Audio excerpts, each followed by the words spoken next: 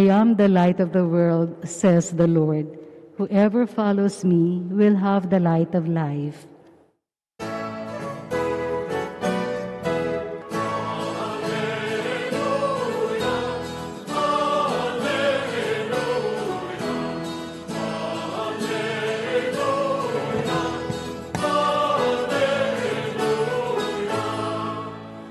The Lord be with you. And with your spirit. A reading from the Holy Gospel according to Saint Luke. Glory to you, O Lord.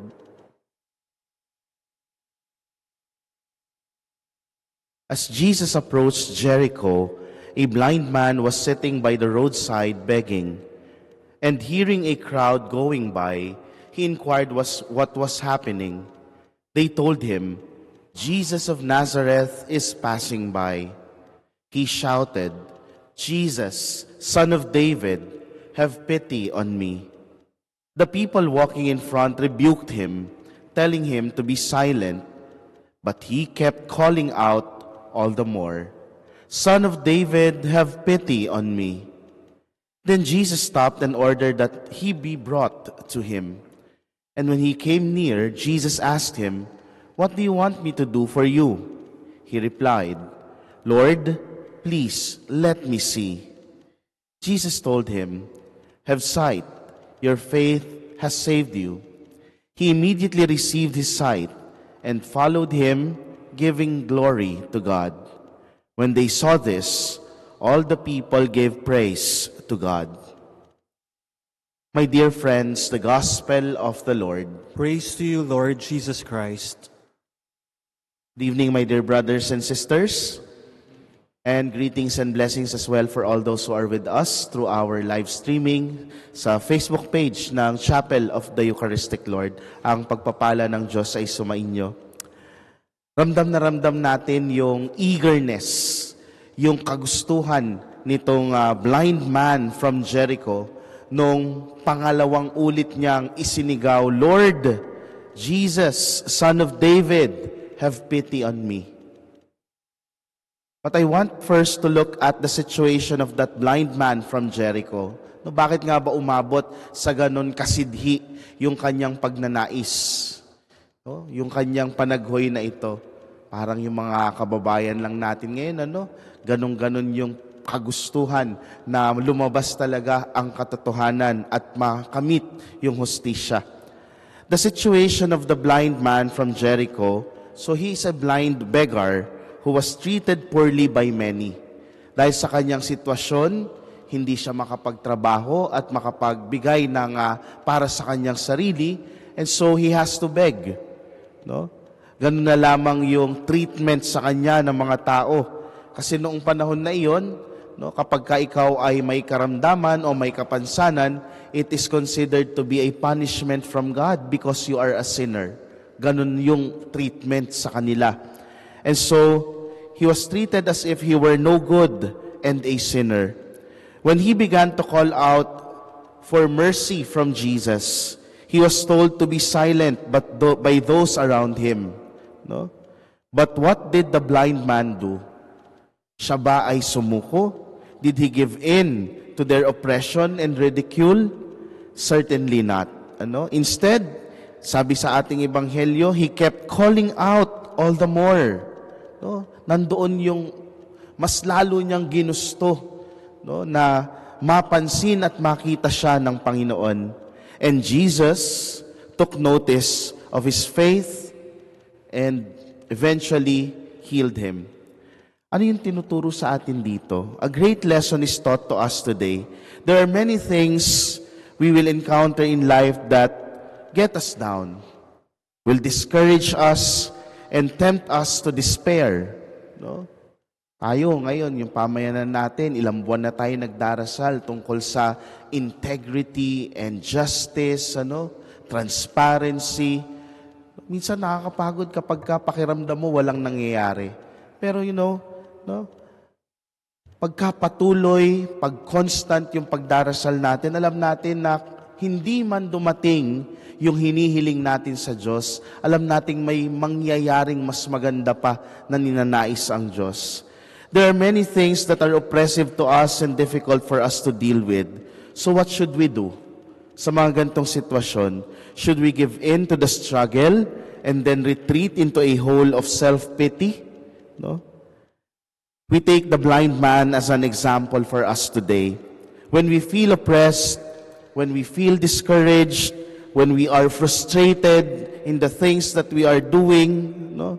When we feel that we are misunderstood, we need to use this as an opportunity to turn to Jesus with even greater passion and courage, calling upon His mercy. No? Ito yung mga pagkakataon na mas lalong dumikit tayo at lumapit kay Jesus. Kapag pakiramdam natin ay walang-wala na. Kapag pakiramdam natin ay wala ng pag-asa. No? Ito yung sinasabi yung tungkol sa prayer. Ano daw ba yung definition ng totoong prayer? Sabi nila is yung push. Pray until something happens. No? P-U-S-H. Ganun daw yung pananalangin. Dapat may push. Pero, no, minsan mali yung interpretation natin dito. Kasi kapag nagdarasal tayo, kapag hindi binibigay yung pinapanalangin natin, doon tayo na-frustrate. Pero hindi naman sinasabing pray until what you want happens. But until something happens. No? Ibig sabihin, kung hindi man mangyari yung hinihiling o yung ginugusto natin, kasi merong mas mabuti nagnais mangyari ang Diyos. At yun yung something that will happen. Mas lalalim yung ating pananampalataya at pagtitiwala sa Diyos na meron siyang mas magandang plano para sa atin. No? In short, yung will of God kung tawagin. Yung kalooban ng Diyos ang mangyari. So my dear brothers and sisters, dalawa lang naman yung effects. No? There are two effects of difficulties in life. Number one, it either beat us down, or pangalawa, they make us stronger. Diba? Yung mga pagsubok sa buhay na ito, maari tayong pahinain nito, or mas maging, sabi nga, better version of ourselves. Ano yung pipiliin natin? Of course, we would like to be like that of the blind man from Jericho. Nais natin na mas maging masidhi, mas maging malalim yung pagkapit natin sa ating Panginoon. The way they make us stronger is by fostering within our souls an even greater trust in and dependence upon the mercy of God. My dear brothers and sisters, it's good to ask ourselves today, what is it that discourages me? What are these situations that I feel I am so discouraged, I feel not motivated? What are these situations that oppress me, that weakens my resolve for changing for the better? Let us ask the Lord to help us that in these moments, we use this as opportunities to cry out even more for the help, for the mercy, and the grace of God.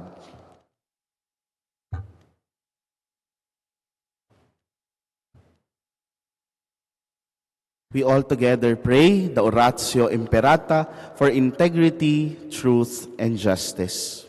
Please kneel.